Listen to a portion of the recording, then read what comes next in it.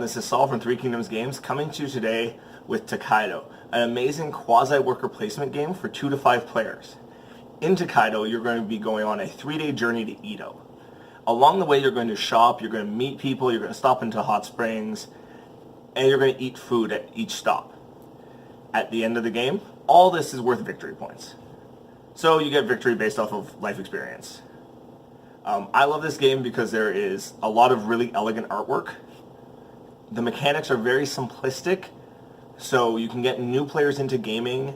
It has very little teaching time, but there's still enough strategy there for the more serious gamers, which is something you always need to keep an eye out for, because groups are usually more diverse than, all hardcore gamers or all new gamers.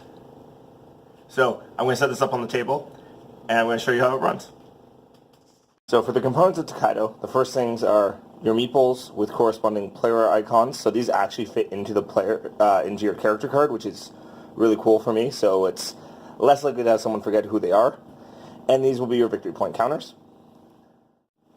So the next thing is the characters. These will really change the gameplay a lot depending on what character you get, given that each one has their own very unique ability, and they all really fit well into the theme of the 3-day trip to Edo. You have everything from kind of like the monk to the artist to the little kid who's just traveling. They all have really cool things to them, and like I said before, those actually fit right in there. They have a starting income and a unique ability, which is at the bottom there. The next major component is the cards for Tokaido. There are tons of them. Now my favorite ones are the ones I laid out here, which are the portraits. So every time you stop at a portrait location, you get another piece of it. And unlike a lot of games where it's like, oh, go to this location, you go get a card. Oh, look, more victory points. They actually do give you a complete portrait to fill out. The other cards in the game are encounters, people you meet on the path, hot springs, stop at a hot spring, draw a card, you get to relax and gain some victory points. Shopping. Everyone loves shopping. You get to go buy stuff. Food, which you get to go do at every stop along the way. You stop and you eat.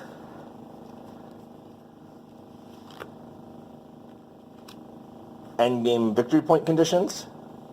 If you match them, you get them at the end of the game. If there's a tie, everyone gets them. And first to complete portrait victories.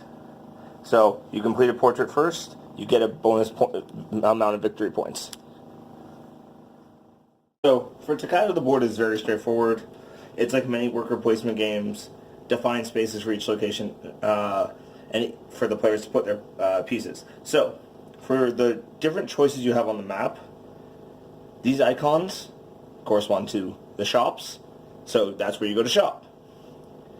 These icons are for the temple. You go here, you get to choose to donate however much you'd like. Long game, you gain more victory points based off of how much you've donated.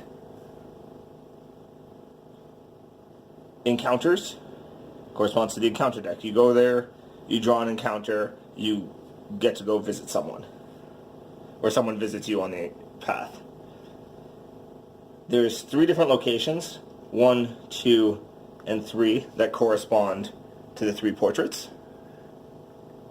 So you go there, you paint the next piece of your portrait. You have your hot springs, correspond to there. You draw a hot spring, very straightforward that way. And each one of these are stops along the way. You must stop there while you're moving.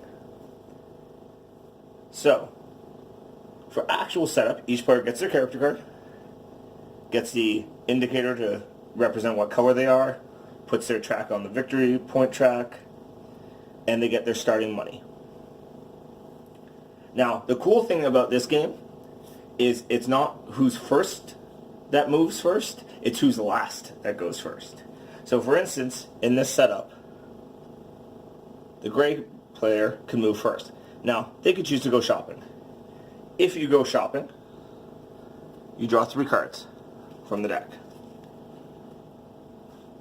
Now, every shopping card has its own icon, which will affect how many victory points it's worth in the end, and has a cost. So you can choose to buy as many or as little as you want. Some characters get to buy stuff for free, and that's how that would go. So these would go aside. Let's say we buy all 3 of these. I'm just going to say they pay their money to the bank. I like using this portion for the bank because it's a blank spot otherwise. It's somewhere centralized for everyone to reach. Let's say the next person wanted to go shop.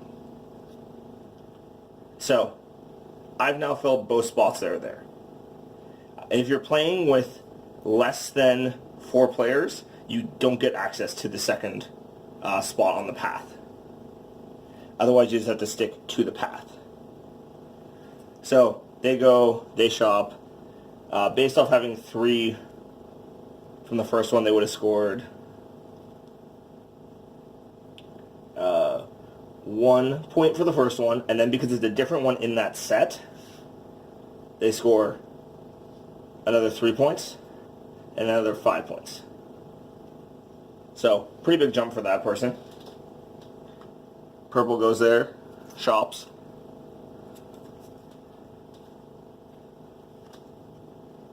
So, they got 2 things that were the same, so they could start one set and do another one if they wanted to buy it. They wanted to buy it separately. So that's the risk in going shopping. You could get a big jump like the first person did, or you can end up like what this person gets, and they're only going to end up walking away with 5 points instead of the 9 points the other person got.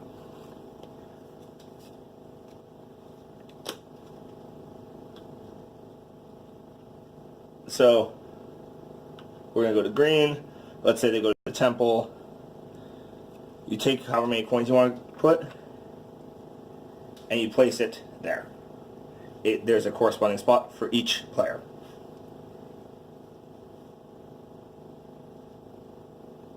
Yeah. Then let's say blue, I was beat to the temple, want to go wherever. So we're going to go to the portrait. You take your first piece of your portrait, you get that, score 1 victory point. Now, this is how play progresses until you all make it to the end. So, let's say yellow got here first. Now, since we're playing a 5-player game, what you do is you draw 6 food cards because there are 1 more than the number of players. That's what you're supposed to draw. All food has the same value for victory points, but the rules are you have to obviously be able to pay for your food, and you can't eat the same thing twice on your journey. So, they go, you buy something, you go up your victory points. So, let's say yellow went up 6 victory points, had nothing else along the way before this. Next player gets there. They only get a choice from what's left. So, you can, if you want to be mean about it, notice someone doesn't have money and leave them with only the more expensive things. So everyone goes there, and that is how play progresses. So, same thing again, move, last player always moves first. So one of the cool things, if you line it up properly, I'm just going to set up the board accordingly. Oh, I failed to mention farms get you 3 coins. There's only a few along the way. So let's say blue was last here. Since I move here, I'll take the 3 coins, and since I am last person in the row, I can then move again. So if you leave too many gaps on your way, there is a way for people to sometimes score double or triple moves, which I have done in the past. So that is how the game progresses all the way till you make it to Edo. Then you score up any final victory points, which is where you have the end game victory point cards. So these, I explained earlier, are as soon as you complete the appropriate portrait, you gain these, you gain 3 points for it.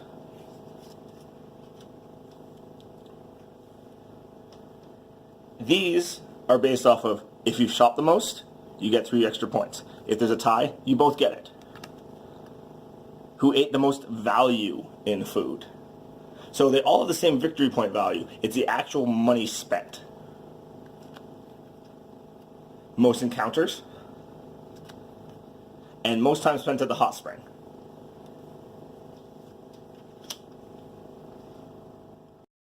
There you have it.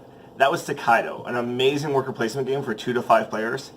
I think this is a must for everyone's collection.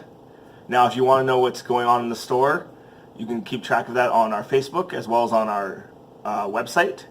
Follow us on Instagram, Twitter, pretty much all major social media platforms. See you next time.